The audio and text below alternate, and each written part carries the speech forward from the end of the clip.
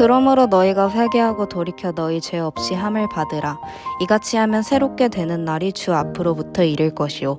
또 주께서 너희를 위하여 예정하신 그리스도 곧 예수를 보내시리니 하나님이 영원 전부터 거룩한 선지자들의 입을 통하여 말씀하신 바 만물을 회복하실 때까지는 하늘이 마땅히 그를 받아두리라. 모세가 말하되 주 하나님이 너희를 위하여 너희 형제 가운데서 나 같은 선지자 하나를 세울 것이니 너희가 무엇이든지 그의 모든 말을 들을 것이라. 누구든지 그 선지자의 말을 듣지 아니하는 자는 백성 중에서 멸망받으리라 하였고, 또한 사무엘 때부터 이어 말한 모든 선지자도 이때를 가리켜 말하였느니라. 너희는 선지자들의 자손이요 또 하나님이 너희 조상과 더불어 세우신 언약의 자손이라. 아브라함에게 이르시기를 땅 위의 모든 족속이 너의 씨로 말미암아 복을 받으리라 하셨느니 하나님이 그 종을 세워 복 주시려고 너희에게 먼저 보내사 너희를 하여금 돌이켜 각각 그 악함을 버리게 하셨느니라.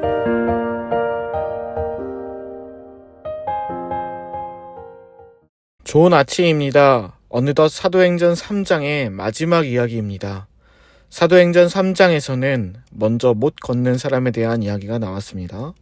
그리고 베드로와 요한이 예수의 이름을 주었을 때 그 이름을 받고 믿은 이 사람은 근본적인 문제를 해결할 수 있었습니다.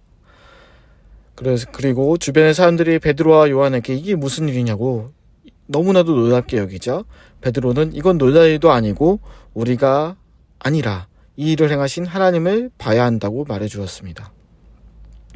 이렇게 유대인들을 깨우치던 베드로는 이제 이야기합니다. 행동을 요구해요. 회개하라. 돌이켜라. 이 사람들의 결단을 촉구합니다. 하나님의 말씀은 이렇습니다. 하나님의 말씀은 듣는 것으로 끝나지 않습니다.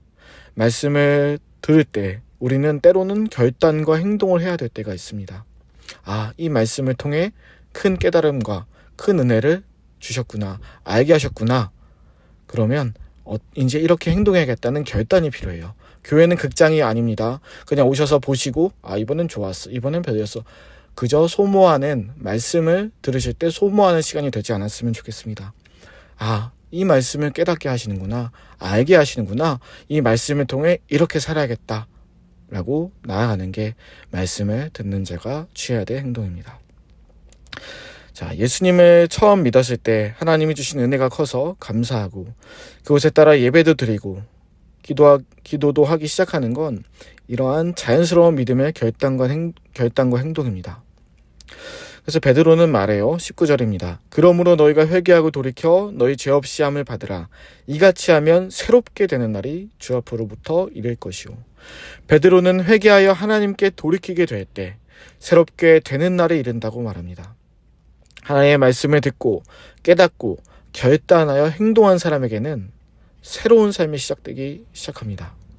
스스로 혼자서만 사는 것이 아닌 천지를 지으신 창조주의 손을 붙잡고 사는 삶이 시작되는 거죠. 하루하루를 의미 없이 사는 것이 아니라 커다란 기대감도 가지고 살게 됩니다. 20절입니다. 또 주께서 너희를 위하여 예정하신 그리스도 곧 예수를 보내시리니 하나님을 믿는 사람은 그 믿음에 따라 행동하며 기대감을 갖고 살게 되는데 이것은 다시 오실 예수 그리스도에 대한 기대감입니다. 예수 그리스도에 대한 기대감이란 무엇일까요?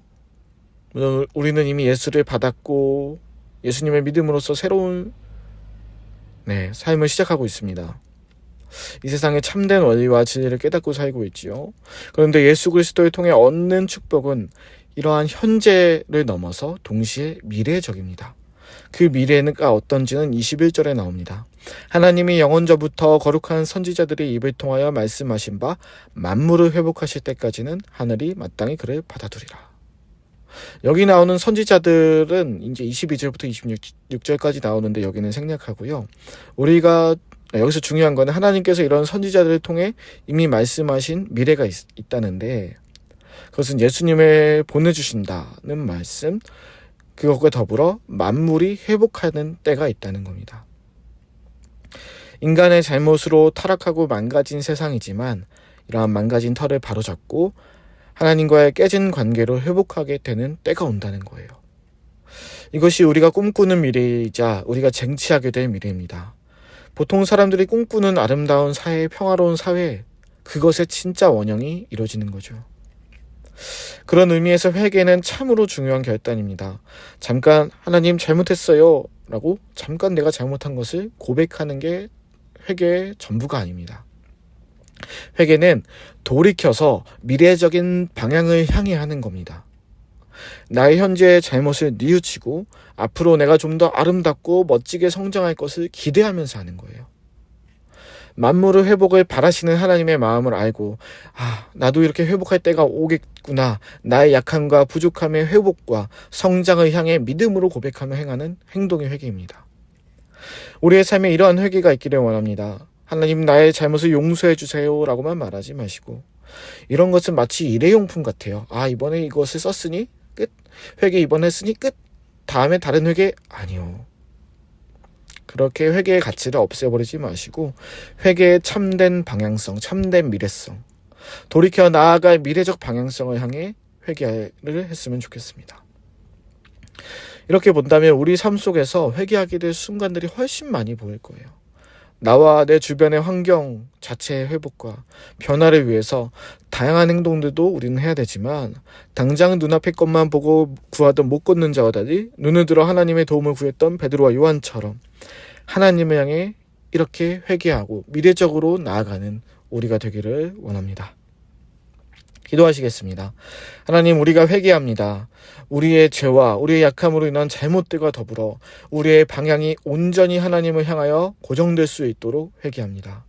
이렇게 죄와 싸우고 하나님 나라에 대한 소망으로 돌이켜 나아가는 삶이 될 수 있도록 나의 마음과 나의 시선을 돌이켜 주시옵소서. 회개를 일회용품처럼 사용하지 말고 예수님께서 가르쳐 주신 기도처럼 시험에 들지 않도록 기도하고 악에서 구해줄 수 있도록 하루하루 하나님 나라를 향해 두렵고 떨린 마음으로 기도하게 하여 주시옵소서. 그리고 이 가운데 우리의 시선을 바로 잡아주시고 우리로 하여금 하나님 나라를 꿈꾸게 해주시옵소서. 예수님의 이름으로 기도드립니다. 아멘.